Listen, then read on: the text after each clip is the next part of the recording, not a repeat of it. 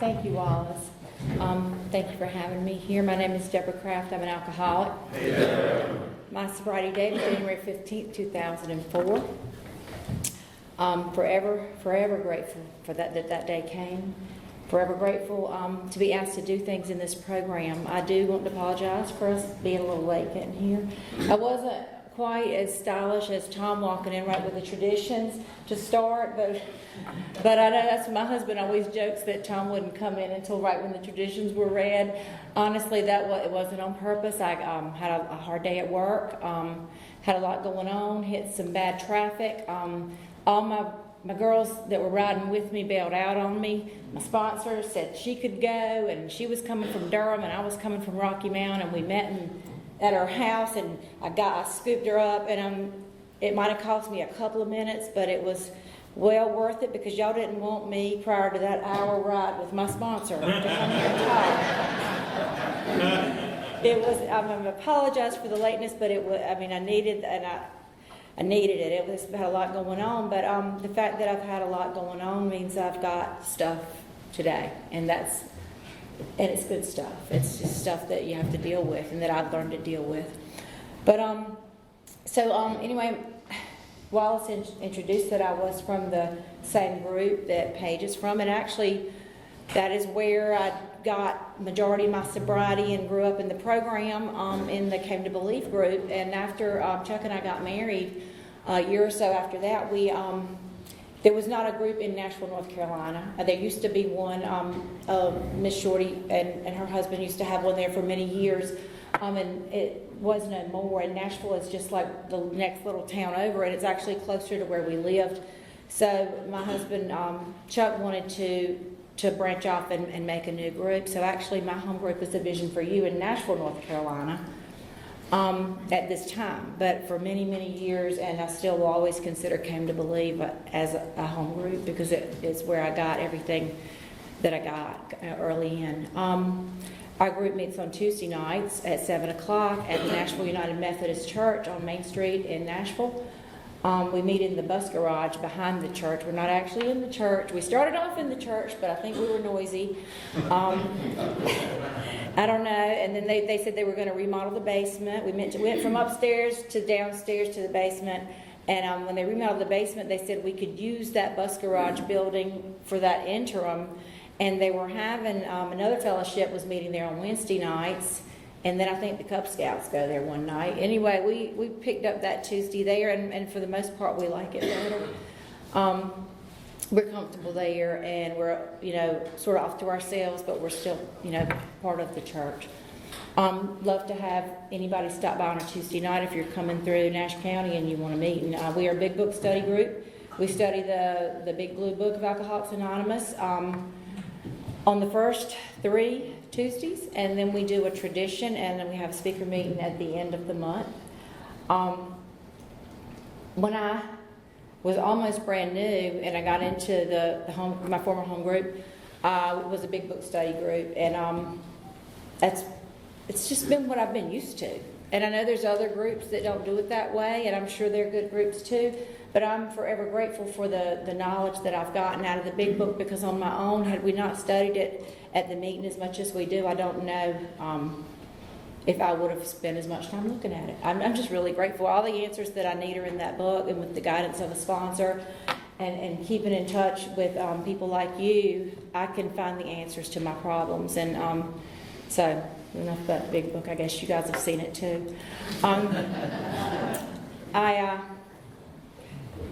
I met Wallace really early in, probably only with a few months around the program, and we had a bond. He said I was part of his club, and he said I was a member of his club, and it always meant something to me because I had actually just gotten out of correctional facility for some actions I had taken while drinking, and he loved me and made me feel welcome, and I started going to the correctional facilities conference through this group of guys and that they were having, and met other people who were doing that type of work, and I found a love and a group of people, and within a group of people that I loved, another group of people that I love and fit in with and enjoy, and see so many of you sitting around here. It's been a wild ride. It's been amazing, the changes that have taken place. But thank you, Wallace, for letting me be in your club. It was good. It's just great to be here. I'll go back to the beginning a little bit and tell you sort of who I am. I was born in Columbia, South Carolina, to two parents who were young and had one other child, and that marriage was ill-fated because there was a lot of alcohol on my dad's party. He drank a lot. He was a heck of a nice guy, so everybody says. I don't know him. I've never seen him. In fact, he passed away a few years ago, and I never got to meet him face to face. I did speak with him on the phone a time or two, and he was pretty drunk. So my mom, and they were only married a total of 4 years. They had 2 children. When she married him, she said he was the sweetest, nicest guy that she'd ever met, and that she loved him. She said, I really loved him. I still would love him. She said, but there was just no way to make that family work, because when they got off on their own, away from family, and he introduced alcohol into his life, he would, if he got off work on a Friday and he started to drink, you didn't see him again until the money was gone, or he was in jail, or the car was repoed, or he had written a lot of bad checks, something. He would stay gone until he was in a lot of hot water, and then he'd come back up. And in the 60s with 2 small children, and she wasn't working, there was just no way to sustain that very long. And I don't think my mother ever got over it. I mean, to this day, she remarried and had some more children and had a good life, but it changed her. People that have always known her and talk about how she was, and I just remember always her really going back and revisiting why did that happen, and what could I have done different, and why did it have to be like that? It was a big deal, and it affected her, and it affected us, it affected my older brother and myself. And so when the marriage ended, I was an infant. I had just been born. In fact, probably if she hadn't found out I was on the way, it might have ended sooner. But he came home that particular time and said, I got 2 tens in my pocket. You can take one, I'm taking the other one. I got to go. They're coming to get me. And he had gotten in some trouble, and he wanted to go and get out of there. And it happened like this a few times. And so she called my grandfather, and him and one of her uncles, or his brother-in-law, they got on the train and went to Columbia, South Carolina from Rocky Mount, and got her and her 2 babies and whatever little stuff they could get. And it was kind of hurried, because I think the bills weren't paid, and she had to go quick. And I know even she'll say things like, all my yearbooks got left, and all the things that were important to her got left. She lost a lot besides that relationship, and that's what alcohol does. That's what it does. It takes from the family, not just from the alcoholic. So she came back to live with the grandparents, and had me, an infant, and my brother, who was about 2, and her 3 younger brothers, and my grandparents, in a 3-bedroom small house, all of us. And she got a job and got a little car, and started to work. And my grandmother quit her job that she had and stayed home to watch the kids for a little while. And that was really good for me, because my grandmother loved me. I was her baby. And I don't really remember those times. I was too young, but I know that there was a bond between my grandmother and I that lasted all the way until she passed on. And she, I was just such a little baby, and we were close. And it was important, because as it would turn out, my mother would remarry, and the man that she remarried, who also turned out to be alcoholic, through his own admission, and he actually got sober in the program of Alcoholics Anonymous about 10 years before he passed away. He passed away 5 years ago, wow. But our book tells us that there's different, our disease doesn't look the same on each person. We share many of the same traits and the same problems, but he was a different type of alcoholic, and so I think she knew from knowing him earlier on that he drank, but he had told her that he'd stopped, that he only drank beer. And so they thought that was meaning he had stopped, and they married, and he wanted to adopt her 2 children, which worked out, I guess, because the other guy went in the service, and I don't know, went wherever he went, never came back, moved to Arizona or somewhere, and we were in North Carolina, so I just never ever got to see him. And I guess that I don't know that it would have been different had they not adopted. I don't know that I still would have seen him had the second husband not adopted us. So I think it was for the best. And he was a good man. He provided. He was he was a farmer. He had a farm, and he worked real hard. But when he wasn't farming, and when it was the off season and the ball games were on, he liked to drink. And so it went on like this, and it was an alcoholic home, but it was more manageable maybe than the previous one would have been. And over time, my mother, who really didn't ever drink, at some point she started drinking. So there was 4 children in the home, and 2 parents who on the weekends were drunk. And they weren't mean to us. They didn't beat us up. They fed us. I mean, all that was there. So I don't want to stand up here. There's people that have really had worse childhoods than me. But I just want to say that the alcoholism being in the house changed the feel of the home, and the nature of the things that we did on the weekends, and the friends we could have over. It wasn't like it could have been in another family. But I also, many alcoholics whose parents didn't drink, and they did, or I know people whose parents did drink and they chose not to, or not to drink alcoholically. So don't think that's exactly why I got this disease. I just know that's what my childhood was. And if anything, what it did for me was maybe normalized it a little bit, that maybe I went a little longer before I thought there was a problem than I would have, because I was used to it, if anything. But I had that relationship with my grandmother, and I got to go stay with her most of the time on the weekends, and so I was actually the lucky one. My other sister and my 2 brothers were not grandma's favorite, and they did not get to go every weekend. And so I actually probably got a lot of love and attention and individual attention that I wouldn't have. We went on like that. I remember just always I got used to them just sort of knowing they were drinking. We didn't ever say necessarily that they were drunk, but we knew when they were drinking, and I knew that when they were drinking that I'd just sort of steer clear, but I could do what I wanted to, and that was a good part of it. I could do whatever I wanted to do, and I got used to noticing were they drinking? Okay, good. That means I can go and get into this mess or that mess, and they probably won't notice.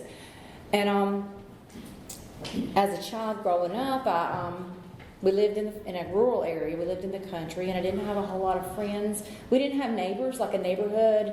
I always used to wish that I lived in a neighborhood where there was all these children outside playing.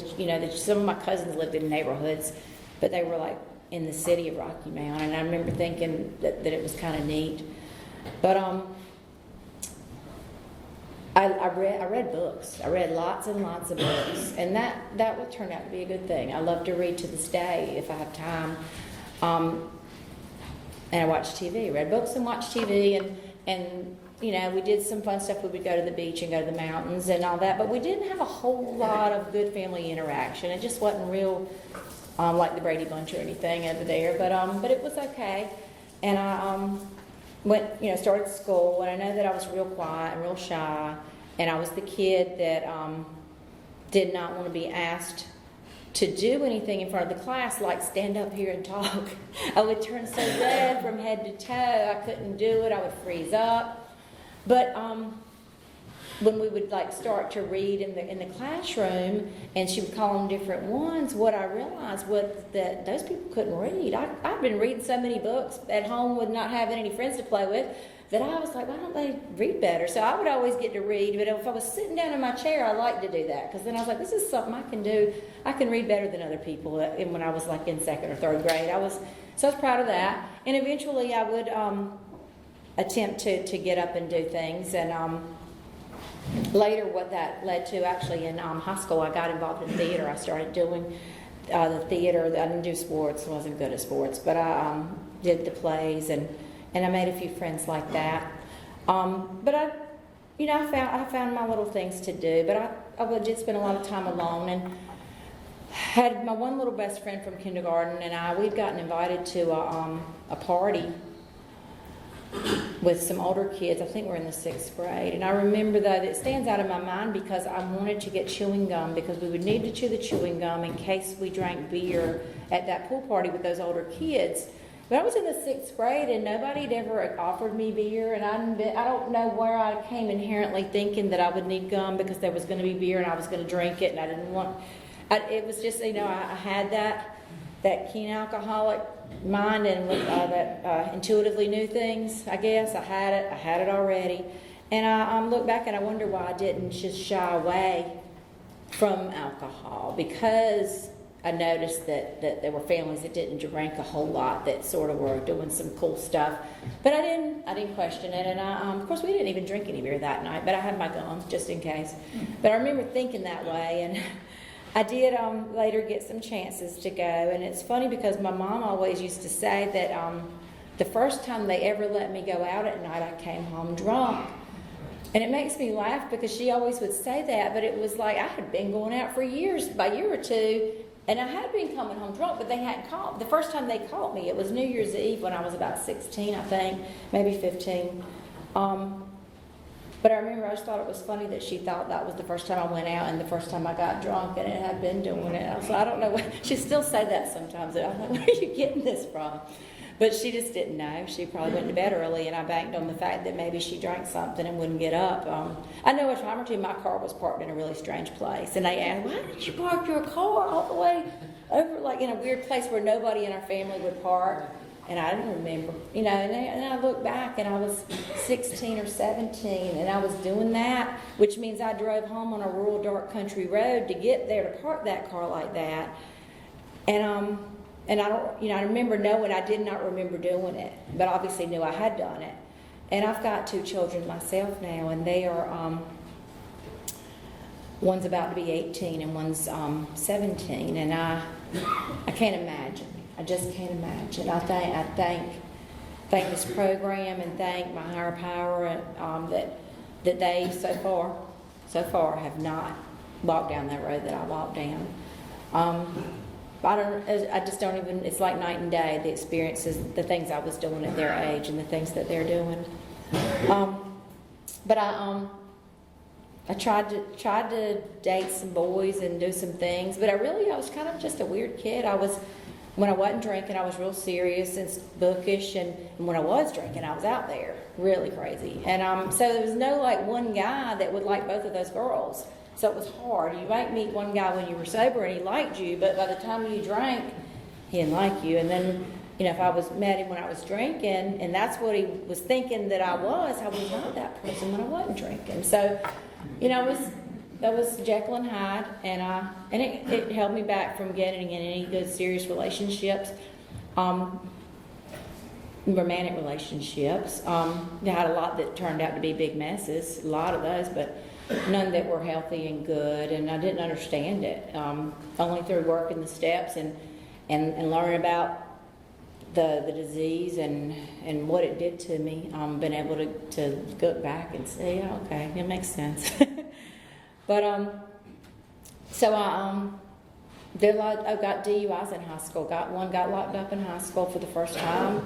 Got really angry, cussed out the nice little the sheriffs that got me, and I don't know why I was so angry. I was like they were messing with my fun, and I was doing something. I'm busy here. Why are you putting your light on and putting handcuffs on me and messing up my night? It was just bizarre that I felt that I was mad. I was mad with them, and of course I don't understand that today. Today I understand I needed to have been kept longer than I was in jail, probably.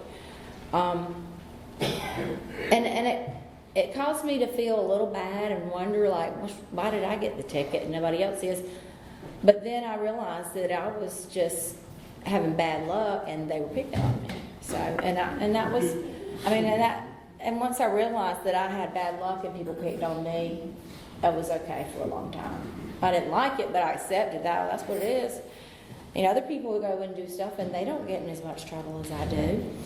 I don't think other people were doing everything I was doing. I don't know. I don't think they were. Or maybe I was lucky. Maybe they were doing it and I was singled out to have repercussions so that I would somehow eventually get brought in. I don't know. But I know that I never looked at myself and my actions and said, this is why this is happening. I looked for other outside reasons. It was never in here, the reasons why this didn't go well or why this messed up for me. It was all in here, but I didn't know that. I think back on, talk about God and our spiritual journey and spiritual relationship. I didn't even know what that was, and I've said this a lot, but it's the only way I know how to put it, is I so didn't have it that I didn't even know I didn't have it. I didn't even know what I was missing because I wasn't even familiar with what it would look like. And I don't know why I'd been introduced to church and to people that were spiritual and good, and I just remember looking at them like they were aliens and wondering why they do the things they do or why they think the way that they think, because don't they know how much fun they could have if they did it my way? And I just remember thinking that, and as I said, I was truly where I was at the moment, and it took me a long time to get here. I went off to college, picked a college based on all the wrong reasons. Drank and partied every night and flunked out really quick. Got a job. Stayed there. They kept me almost a year, which was good. I didn't think that I really deserved to be there a year, but they finally called me in and they were really sweet. They said they wanted somebody more mature than me, and they liked me, but I just, at least one day a week, I would call in late. I never called in sick because I felt too guilty to miss a whole day, but I could be thrown up and hung over and come in at 11 or 12 o'clock and tell them I'd been sick that morning, and flunked out of school, lost a job, all this. I'm still not even legal to drink, and I'd gotten another DUI. So yeah, 2 DUIs, flunked out of college, no serious relationships, fired from a job, and still not legal to drink. And I'm drinking a lot. Looking for something else to do. Tried to get a job on a cruise ship. I found an ad in the back of the newspaper. I was looking for take me somewhere else. If I go somewhere else, it'll be better. And I really wanted that cruise ship job, and I paid for that little booklet. I paid so much money for it, and they sent it, and it was nothing but just a list of cruise companies that I could have looked up, I guess, and I never got that job. I tried to join the Navy right after that, and I thought I was in the Navy. They said I was in, and I went and took the medical and the physical and did everything there was to do, and they said, well, you need to go ahead and go home and wait for us to call you up. And they never called me. They said I was waiting to be called up, and I never got called. I don't know. I think that maybe that was an instance of somebody stepping in and doing for me what I couldn't do for myself. Maybe that wasn't where I needed to be. But my boy, my son Ray, is actually at the United States Naval Academy today. It's where he's going to college, and I don't think he realized that. And all of a sudden, somehow, I blurted out that I had tried to join the Navy, and he says, "What?" and I was like, I said, "Oh yeah, it didn't work out." I said, "Mom, that's something I would have wanted to know about." And I was like, "I don't think so. I don't think you want to know about it." Yeah, hey, I got ideas, and I passed them along to my kids, and they took it further than I did, maybe. I ended up coming back home after I couldn't keep a job and everything, and I stayed with my parents and was depressed and decided that's what was wrong with me. I'm depressed. My mother has depression. My aunts have depression. I need probably a doctor, and maybe there's some medication that would help me. And I'm just looking for all the wrong answers. But instead, actually, before I got that far, I did meet a man, and I got in this big, serious relationship with this guy who was a lot older than me, and not somebody really that my parents were happy about. He was in the middle of a divorce. He had a child, and turns out he was doing some things that weren't legal because he got in the paper and got arrested, and And meanwhile, there's their daughter who's like not even like 20 years old, and it's her first big relationship. So they weren't happy.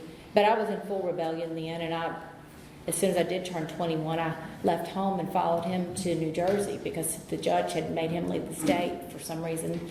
Well, that's what he said. I don't know. He left the state.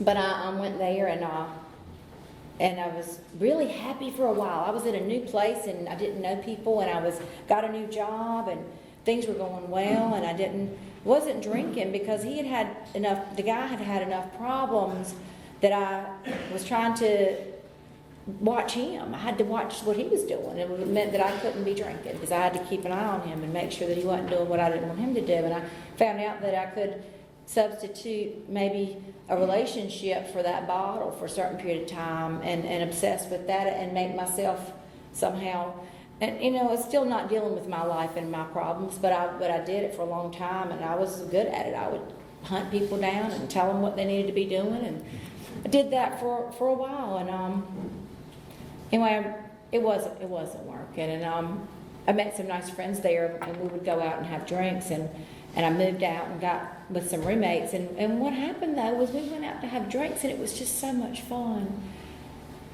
And then the same thing started happening again. I didn't know that I had brought me with me. I had brought my alcoholism with me. I just really believed that this is a new town. These are new people. It's different alcohol. It should not be this way, but it was. And so anyway, blew that situation up after a while, ended up in New York City, decided to go to acting school. Because at this point, I've screwed up so bad, I can't go home. And maybe I'll just go and get famous, and then I can just come home and not have to talk about all the bad stuff I've been doing.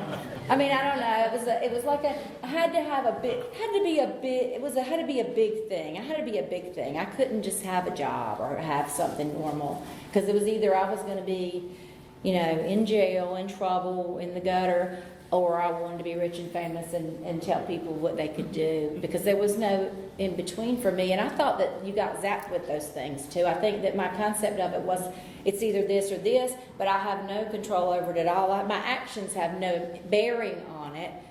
It just is. And I guess sometimes that's true. There are things that are destined to happen, but my actions or lack of actions can contribute to whether or not I'm in jail, or whether or not I maintain a job or a place to live. And I learned those things from sponsorship and from you guys. Got to acting school, really got a job as a waitress and a bartender, and found out there were some really good bars in New York that stayed open all night long. And there was enough of them that if I got in where I felt I might have done something that I really didn't want to talk about, there was enough places that I could just move around. And so that was great for a little while. But I actually started to get fearful for myself. I started to think about how much I was walking around and not remembering and just throwing my clothes in the trash and buying new ones and going in the bathroom and putting on some lipstick and going right to work. I was doing crazy things, and I said, something's going to happen to me. And I knew it, and I didn't know what to do about it. I couldn't seem to stop. I couldn't seem to just stay in my apartment and stay home and watch TV. But I ended up actually meeting a guy, and this guy was pretty nice, and we got in a relationship, and he liked to boss me around, and at that point I needed it, and I let him, and it turned out that every time I did what he told me to do, things turned out so well. He's like, quit that job and go get a job in a dentist office, and don't drink except maybe on Saturday, and don't drink after I tell you to stop. Of course, that one usually caused a fight, but the not drinking most of the nights was pretty good, and I was actually had a real good 5-year maybe spell there. I had a good job with a nice dentist, and I saved money, bought a new car, felt good about myself. We got engaged, and I thought things were okay. But that engagement never turned into a marriage, and I wanted it to, and he didn't, and I got a resentment.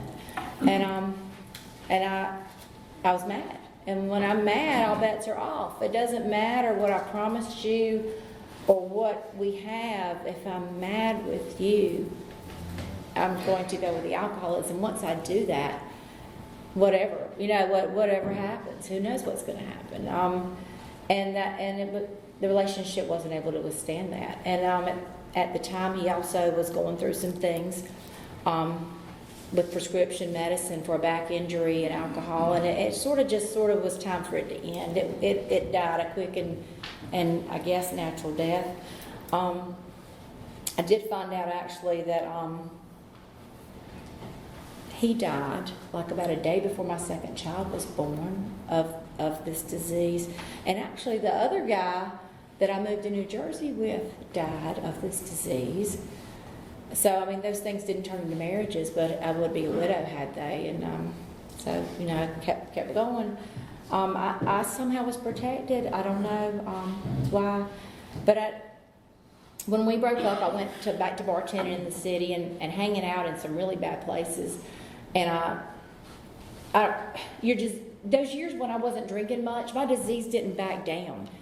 It took off. I mean, it was like I had never stopped at all. And I wanted to change my social settings and my friends accordingly, because my behavior wasn't acceptable in this type of establishment. There's always one that's stepped down where they maybe won't mind. And I was pretty far down that line when I was to meet my first husband. We met there, and I was in a bad way, and I was sort of looking for a life raft, and I don't know, maybe he was too. And we had my son Ray, that's at the Naval Academy, and that we had 2 children together. He wanted to leave New York, and so we came back to North Carolina. And when we did, even though I didn't think at that point I was drinking a whole lot, but when we came back to North Carolina and I started having to drive, I started getting the DUIs again. And I had 2 babies, and he was working at Budweiser, and he would bring home the out-of-date beer, and I would drink it. And he would get to go to parties for functions for work, and I had to stay with the kids, so I wouldn't make up for it. When he got home, I would go somewhere where I would drink while he was gone. And what happened was that although I was harming myself a whole lot in New York, and I wasn't only maybe visible to anybody that I didn't get close enough to or tell. But when I came back to my hometown, to a smaller town in the rural South, where they will give you a DUI and pull you over, and they will, you know, you will be noticed if you're acting the way I was acting. And what it culminated in was that after a few of these, I took my children. And through circumstances that are too intricate to really explain, and I don't really remember all of it, I was to pass out in a vehicle with my 2 children in the car, in the back seat, and they were small. And I don't recall it. And all I know is that when the policeman banged on the window, and I looked up, they were crying. The babies were crying, and there was blue lights and red lights, and we were near the hospital, and I was thinking, oh no, what am I going to do? What am I going to do? I was panicking, because up until this point I'd been able to wiggle out of or gloss over most of the stuff and still sort of hold on a little. But I knew this was a deal breaker here. Nobody's going to understand this, because I don't understand it. I don't know how it happened. And I was when they finally got me to open the door, I think they thought I was having a medical situation, but the beer can fell out, and they knew I was drunk. And I was humiliated, and I was shamed, and I was full of self-hatred and fear for my children and what this is going to mean. And I knew that, and it meant everything and more that I thought it would mean, because Child Protective Services were brought into my life at this time. Their dad and I were separated, and he was called to come and get him. My parents were called, and they were just mad. At this point, they'd gotten sober and program Alcoholics Anonymous, and they were not amused at all with having to come out to that situation. They were mad at me because I refused the breathalyzer, and they kept telling me just to go ahead and blow it, and I wouldn't do it. And I kept telling them to call me a lawyer, and they wouldn't do it. They were no help. Finally they put me in the hospital because I refused, and when they did, there was a big altercation between me and the police officer, because I was actually I forgot this part, I was in nursing school. I decided to be a nurse. And I was going to school and sort of leading my double life. I was a good girl while I was at school, and on the weekends I was doing the drinking. And I didn't want those people from my nursing school to see me in that situation, so I was trying to shut that door. And that officer was telling me I could not shut the door. And I've, like that song, when I fight with authority, authority always wins. That describes my life. And I took it too far, and it turned badly for me, very badly. But I wound up going to Coastal Plain, which was a detox and treatment center, and I was scared to come out.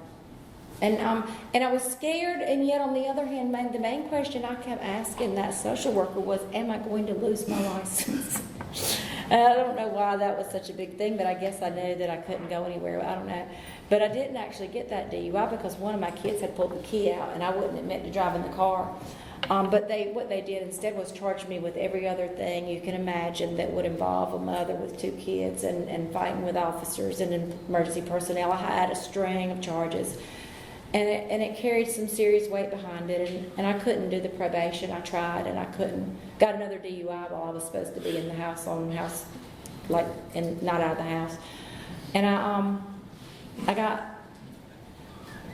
lost the job, got the DUI, went to work that had been fired because I hadn't showed up on time. Went home, and my parents were leaving to go to an AA meeting, and I decided that this was the time that I would end it. I would end it because I'd always dabbled with that thought. When it got a little rocky or hairy, I would say, well, if it gets too bad, when it gets bad, I'll know and I'll kill myself and that'll be fine. And I was okay with knowing that someday I might feel like that and I would do that. I carried that for years. I was okay with that in my back pocket. But what I hadn't banked on was how much I loved those children. And so I took that overdose, and the phone rang. Somebody called the house, and when they did, I woke up, and I don't know if I would have died or not, but I know that I believed that I was going to. And I called my brother and said, you got to come get me, and this is what I've done. And so he took me to the emergency room, and they pumped my stomach and treated me, and then they put me in shackles and handcuffs and took me to Cherry Hospital. I didn't know that I had broken the law when I did that, and also what was funny was when the guy came to pick me up to take me to Cherry Hospital, he kept saying that they told him I was really dangerous at that hospital. It was the same hospital I'd had the big fights in the night that I got in trouble, but it was a different time. I was defeated. I was very defeated and done, and I knew that I was too empty and wasted to even kill myself. I can't even kill myself, but I can't live. And I was just there, and there was no fight left in me. And he kept trying to ask me questions about why they were saying all this stuff about how crazy I was when I wasn't acting crazy at all. I just told him it was a long story. I said, I can't explain it to you because I couldn't explain it, but I can today. I was an alcoholic, and I had no spiritual connection. And I was not connected to anyone or anything except that bottle. That was my solution. But I've stayed in that hospital, in that state hospital, and I assumed somebody would get me out, but I didn't have my cell phone with me, and I didn't know any phone numbers because I'd put them all on my phone and didn't remember them, and I didn't know if anybody would have wanted to, and my friends didn't know where I was, and my family wouldn't come get me. And finally, after I don't remember how many days. I want to say like a couple of weeks or 10, 12 days, 14 days. Not sure, but at some point they said somebody's here to get you. And I couldn't believe it. I thought, oh, they've come, somebody's good's coming to get me. I'm going to go home. It was a probation officer. And she had come to find out where I was, and she took me to county jail and took me, and I had to wait pending a court date to violate my probation. And I hadn't seen any of that coming, but that snowball was rolling downhill, and it was just picking up snow, and it had been like that for a long time. And it was it was like I had, the harder I tried to not give up and surrender, the more snow that ball would pick up, and it just been going that way. And I think that it was just my time. And I've heard it said, and I've read it, that everybody has a different bottom, and my bottom's not the same as your bottom, and what is our bottom, and I probably had other bottoms, but then I drank again, so it ended up just being a drinking story instead of a bottom.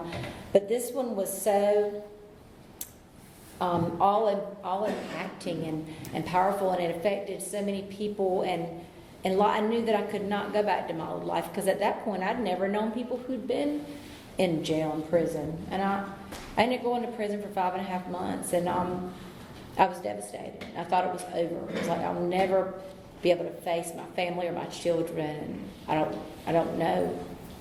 I don't know people like this. How can I be like this? But I was exactly where I needed to be. And it was the place for me. Actually, I was shown more love and kindness by those inmates and those guards than I was by anybody else that was around me at that time. Because that's the person I had become. But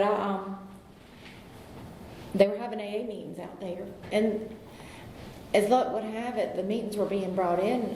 The prison that I went to was, of course, right in my hometown. I don't know why they didn't put me in a prison somewhere else, but I was in prison right in Rocky Mount, and I didn't like AA because my parents had gone to AA, and after my mom went, that's when everybody started talking about the way I drank. I was mad. It was like my mom didn't mention my drinking much until she quit. And I was blaming you guys. But at that point I didn't really believe in you guys or your program, and I really didn't believe it would work, but I knew that I didn't have any other idea of what else I could try to do. And if I'll just do this. And that's what people seem to think I need. And so I'll go, and when it doesn't work, I'll say, see, you were all wrong. I did it your way and it didn't work. And that was pretty much my plan. But I had, while I was in the county jail and while I was in prison and leading up to actually starting to go to the AA meetings, I had started talking to God. For real I had, because there was, the noise was gone from my head and the distractions were gone from my life for the first time, and I don't remember if it was ever as clear and quiet in my head as it was while I was there, because I didn't have any choices other than just do what they said, and it caused me to have a sense of understanding, receptiveness, maybe a clear. It was open, and I was talking to God, and I could feel it, and I knew He heard me, and I was asking Him to help me, and I was praying because I knew that I was going to lose my husband that I was separated from had taken full custody of my children, and I didn't have any visitation, and I didn't have anything, and I just kept talking to God, and I kept saying, I don't want this, but I don't have any choices, and I believe it. I really believe, finally, for the first time, I don't have choices. If this is what you think is the best thing for the kids, I'll accept it, but it's not what I want. But if I'm not supposed to take care of my children, then what am I supposed to do? And I just started going to the meetings, and I honestly believed that that's what was placed before me to do. It was the answer. And after a few meetings, actually one or two of the women that came in I'd met before, because my mother was in the program. And I remember arguing with the first night with the lady named Phoebe about, alcohol might have got me here, but I mean, I'm going to drink on my birthday. I'm not. I didn't understand what you can't just never drink. I didn't, and she just smiled at me and hugged me, and she just nodded her head. She didn't tell me how wrong and stupid I was, but she and today when I run into her in the grocery store, she smiles at me the same way and gives me a hug, but she remembers. Later though, what happened was, before I got out, a new girl started bringing the meeting in, and it was a girl that I'd known her when she was a kid, and I knew her family. Her family farmed like my family did, and they were from our community, and she was she had changed a lot. I could tell something was different. She had been through a lot of stuff too, and last time I'd seen her, she didn't look right, and that day she looked amazing. I was like, what is she doing? And she reached out like she did about 12 more times later when I'd crossed her path and said, yeah, when you get out, let me know. I got a good home group. I'll come and get you. I'll take you to a meeting. Well, she ended up becoming, not my very first sponsor, because I went to the halfway house in Wilmington when I first got released, but she was my sponsor for a number of years, and she was the one that introduced me to this crowd over here, and to the brand of AA, the type of AA, and the going into correctional facilities and all that. So, I mean, I think God works in my life through the people that He's placed, and the opportunities and the people that He's placed. And she opened the doors to the friendships that I have today. And I went to the halfway house, and I stayed sober, and nobody thought I was, and my mom didn't believe it, and the ex-husband didn't believe it, but they kept wondering why I wasn't fighting with them. And I had gotten a sponsor there, a good sponsor, and she wasn't able to get me into the steps too much, but she was telling me some things that were helping me, and she was going to some good meetings, and I was just behaving. I had a different way. It was like I was already becoming a different person. I just wouldn't fight with them anymore. I was okay. You know, well, you're not going to be able to do this. Okay. Well, I'll do the best I can. And I tried not to be ugly or burn bridges, but I just tried to do what I could do. And finally, I started getting phone calls that said, "Are you ever going to come back here and take care of your children?" And I never thought they were going to say that. And I had already actually resigned myself that I couldn't do that. And I'd already started a new life there in Wilmington, but I felt like I really wasn't going to miss this chance. And I went back and actually tried to make that marriage work for a long time. And we did. And when we finally divorced, it was okay. It was much better. And we're friends today. We live right down the street from each other, and we've shared custody of those children ever since our divorce. But when I came back to Rocky Mountain to be with those kids, I started going to AA meetings with my mom. And I kept crossing paths with that young lady that was coming into the prison, and she kept saying, "I'll take you to my home group," and I didn't really want to, because I hated for her to have to come and get me. But I don't know if you've ever been to AA with your mom, but it's not the same experience as when you don't go with your mom. And I love my mom, but I needed my own home group, and she needed hers, and so that's what happened. And like I said, and from there I was told to suit up and show up, and I was told to not miss home group unless it was a real true emergency, and I was told to make those amends. I was taken through the book and I worked the steps, and then as soon as all my tickets and everything got settled out and my probation expired, I was told that I had to go back into Fountain Correctional, where I had just gotten out of, and talk. And I did not want to do it. I did not want to do it. I did not want to do it. But she made me do it. That sponsor made me do that, and I thought it was the worst thing. I did not. I thought I was going to throw up. I was shaking, but I went in there, and it was okay. They let me leave when it was over. I didn't think they'd let me back out, but I gave my first talk, and my kids were small, and I resisted the whole thing about coming and do this regularly for a little while. I said, as soon as I get my kids to a point where I don't feel like I'm just running out on them, where they've got something to do, I'll do it regularly. And I went semi-regularly, and then they ended up getting in a youth group at church that met exactly at the time that enabled me to go. And for years, I was able to go back to Fountain Correctional on a weekly basis, and it seemed like it was a full circle. It was pretty amazing. I was able to help women. I've met good friends. Actually, one that just got out, and that prison closed a while back, but one girl just got out that I met there, and she's been coming to my group with me.